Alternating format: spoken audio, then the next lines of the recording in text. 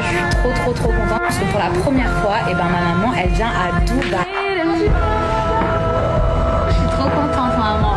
Moi aussi, je suis très contente parce que je vais découvrir. Bon, mes petits chats, là, on rentre à la maison. En fait, on est sortis. On est parti chercher des équipements de sport. Oui, vous avez bien entendu, de sport, des machines pour faire du sport et tout. Franchement, la vérité, je suis grave motivée. J'espère que ça va pas juste me servir comme objet de déco. Mais du coup, je me suis dit, si je fais attention à ce que je mange, bah, faut forcément que je fasse un petit peu de sport. Donc, je vais commencer petit à petit. Voilà. Donc, on est parti chercher pas mal de trucs. J'espère qu'on les recevra d'ici 2-3 jours.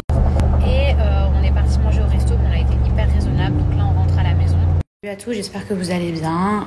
Moi, je suis encore très choquée de ce que j'ai vu hier, de ce que j'ai découvert, puisque j'ai découvert en même temps que vous, même si c'était moi qui étais dedans, j'ai découvert. Alors pourquoi je suis obligée de prendre la parole? Parce que je suis sous le choc. Quand je vous dis que je suis choquée, déjà ça fait plusieurs jours que je me contenais quand j'ai découvert l'horreur du teaser, la manière dont les images elles avaient été montées, découpées, manipulées et même de me retrouver. Et je vous explique dans un documentaire qui parle d'arnaque, de fric, de politique. Alors que moi j'ai fait un reportage où je pensais 6 mois en arrière que c'était sur le métier d'influenceur, sur des success stories. Par contre, que les choses elles soient claires. Je ne suis pas en train de vous dire que tout ce que vous avez vu dans ce reportage est faux. Moi, je parle seulement en mon nom. Mais tellement mon image elle a été manipulée que oui, je doute de la vérité de tout ce qui a pu être dit dans ce reportage. Mais ça, à la limite, ce sera aux personnes concernées de prendre la parole si elles ont envie de le faire. Moi, je parle vraiment en mon nom. Premier point, déjà, ça s'est passé au mois de mars. Il faut savoir que quand on m'a approché, on m'a pas dit pour quelle émission c'était. Donc ça, je tiens à le préciser parce que c'est très important. On me dit voilà, c'est une toute nouvelle émission. Écoutez bien, c'est une toute nouvelle émission. C'est la première fois qu'on fait ça. C'est sur les influenceurs. On a envie de vous suivre. Est-ce que vous serez d'accord pour ouvrir vos portes? Moi, je dis bah oui, pourquoi pas, avec grand plaisir. La bête naïve que je suis.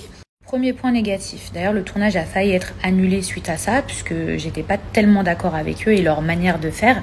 Et c'est là où vous allez comprendre que, en fait, eux, ils avaient une directive très précise et qu'il y a une manipulation derrière. Par téléphone, ils me disent, vous savez, nous, on va venir à Dubaï. Et à Dubaï, on veut vraiment du Dubaï. Hein. Puis moi, je suis au téléphone et puis je dis, c'est-à-dire, vous voulez du Dubaï? Bah oui, du Dubaï, vous savez. Je dis, bah, c'est-à-dire, je sais, non, expliquez-moi.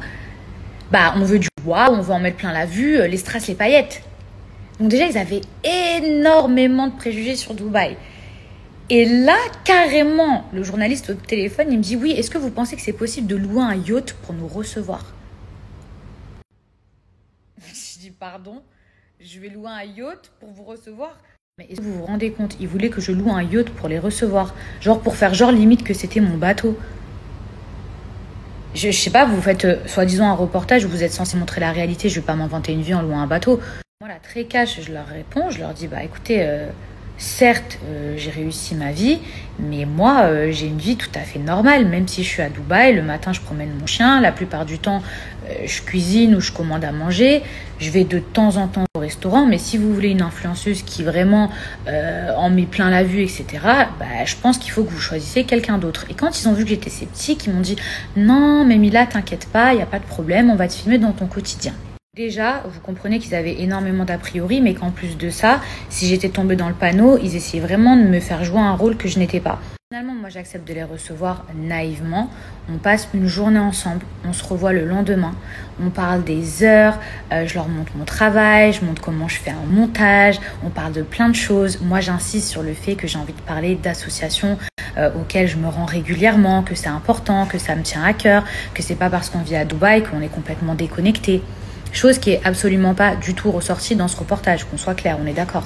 J'ai découvert le teaser, j'étais horrifiée, j'étais choquée. Déjà, qu'est-ce que je foutais là? Qu'est-ce que mon reportage faisait là? Et en plus de ça, la manière dont ils avaient manipulé, orienté, découpé. J'étais choquée, je les ai contactés, je leur ai dit, mais attendez, c'est une blague? Zéro réponse. Donc de là, j'ai envoyé un courrier par mes avocats, parce qu'il faut savoir une chose, c'est que moi, je n'ai rien signé, je n'ai donné aucun accord pour participer à cette émission. À partir du moment où moi, mon image, elle est sortie de son contexte, que je me retrouve dans un reportage où je suis même pas au courant, qui n'avait rien à voir, où j'ai été informée de rien, je suis dans mon droit de demander de ne pas être dedans. Et pourtant, le mal était déjà fait, parce que je vous explique, j'ai été reprise de partout, il y a eu des articles de partout, on a fait des montages de moi de partout. Là, je n'ai aucune réponse. Je vois que mes messages, ils sont laissés en vue. En vue, il y a les deux petits traits bleus. Je n'ai aucune réponse. Je me dis, non mais attends, c'est abusé. Donc là, en fait, on est en train de prendre mon image, la voler, la coller à un truc qui n'a rien à voir. Genre, c'est trop grave. Et j'essaie quand même de me réconforter en me disant, écoute, de toute façon, tu sais ce que tu as répondu, surtout concernant Moula Shop, et on va y venir. Et je me dis, de toute façon, tu sais ce que tu as répondu. Un teaser, c'est peut-être fait pour cliquer. Et dans le teaser, vous voyez comment mon image, elle est manipulée. On dirait que je remets la faute sur Magali, que moi, j'ai fait de la contrefaçon. Enfin, c'est un truc de fou, le teaser. Mais je me dis, peut-être que c'est juste pour cliquer. Donc, avant de prendre la parole, attends de regarder ce reportage. J'étais hyper déçue de la tournure du teaser. Je me suis dit, je vais quand même attendre de voir tout ce qu'ils mettent avant de réagir. Rien n'a été rajouté. Je vous explique. Concernant Moula Shop, puisqu'il faut vraiment que les choses elles soient claires, on me dit, Mila, est-ce que vous avez déjà posté pour de la contrefaçon? Ma réponse, elle est non. Je n'ai jamais posté pour de la contrefaçon. Mais c'est là où lui, il est malin. Quand il me dit, bah si vous avez posté pour de la contrefaçon, Moula Shop, talana. Et moi, je nie. Bah non. Parce que pour moi, j'ai jamais posté pour de la contrefaçon. Vous voyez ce que je veux dire? Compter qu'à un moment donné, j'ai fait 3 placements par jour depuis 6 ans. Donc il y a des noms, je me rappelle pas. Mais je sais que j'ai jamais posté pour de la contrefaçon. Et quand il me met devant le fait, je me dis, ah oui, effectivement, j'ai déjà posté pour Moula Shop. Mais moi, je lui dis, mais attendez, mais moi, j'ai jamais posté pour de la contrefaçon. Et c'est vrai. Je présente une chemise et des bottes. Et lui, il me montre des lunettes. Mais moi, en aucun cas, je montre des lunettes. Et vous savez, c'était quoi ma réponse dans la suite du reportage qui n'a jamais été montrée? Au lieu de dire, oui, c'est Magali.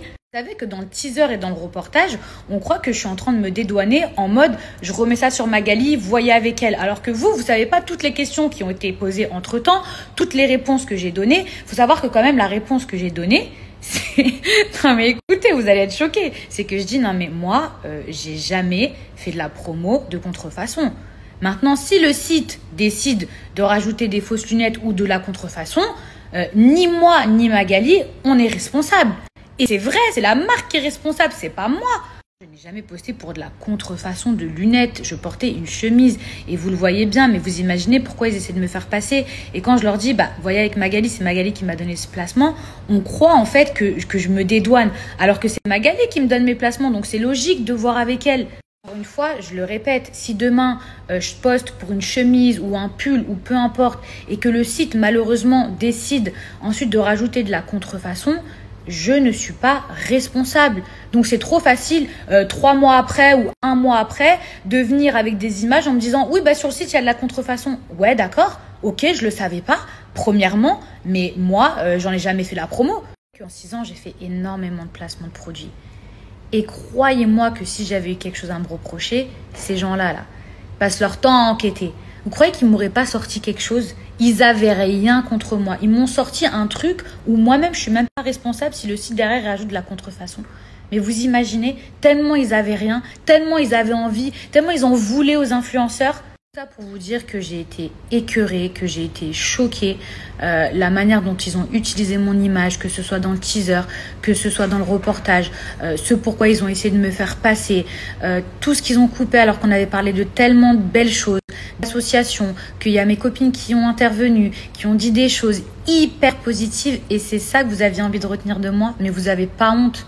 Ma présentation, est-ce qu'on peut parler de la présentation qu'ils m'ont faite s'il vous plaît? Avant même que je prenne la parole, dans ce reportage, ils avaient déjà dressé un portrait pour me nuire. Je suis pas en train de vous dire que mon passé, je l'assume pas. Mais aujourd'hui, j'ai évolué. C'est honteux de mettre des photos de moi il y a 10 ans en arrière en string, alors qu'on aurait pu mettre une photo de moi dans ma première émission, par exemple, sur un reportage sans rapport. Si ça, c'est pas pour me nuire, et heureusement que mon entourage ou heureusement que mon mari connaît mon passé, parce que là, sinon, ça aurait été vraiment pump it up. Vraiment, j'ai trouvé ça écœurant. Ce reportage, ce qu'ils m'ont fait, j'ai trouvé ça écœurant. Et croyez-moi, je compte pas en rester là. Parce que c'est pas normal de faire passer une personne pour je ne sais pas quoi, me mettre dans un truc d'arnaque, de trucs, alors que j'ai rien à me reprocher. Et en plus, montrer une image, une facette de moi, vraiment, vous êtes écœurant. Là, je vais aller me changer. C'est bon, on va passer à autre chose. Mais clairement, les gens qui ont... fait ce reportage, déjà par rapport à moi, c'était clairement à charge. Je parle même pas de l'animateur. Alors lui, c'est un gag. Lui, c'est le pompon. Bref, voilà, c'était super important pour moi de rétablir la vérité.